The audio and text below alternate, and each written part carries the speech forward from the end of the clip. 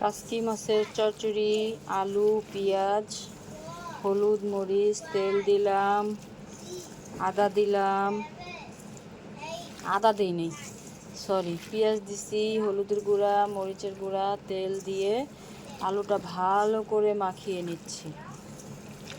মাখিয়ে নিয়ে একটু পরেই কি দিব, মাছ দিব। বেশি মাখিয়ে নিলে মজা লাগে খেতে। হলুদটা মনে হয় বেশি হয়ে গেল কি না, টমেটো দিলে ঠিক হবে মনে হয়।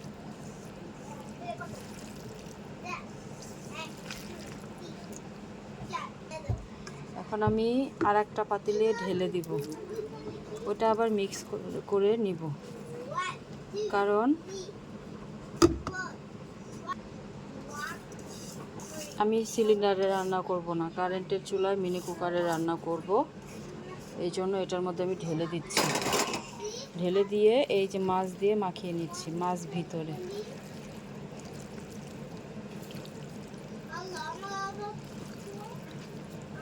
মাছ দিয়ে মাখিয়ে নিয়ে যে কড়াইতে মাখলাম আলু,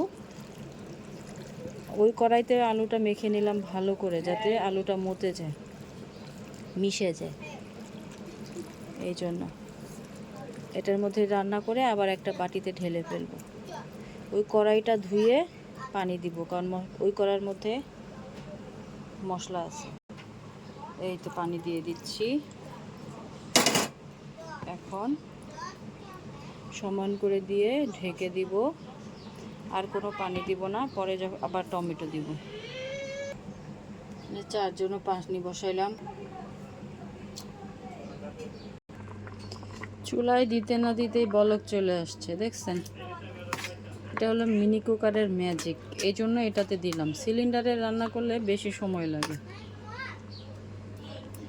এটাতে বলক চলে আসছে, অলরেডি বলকাচ্ছে।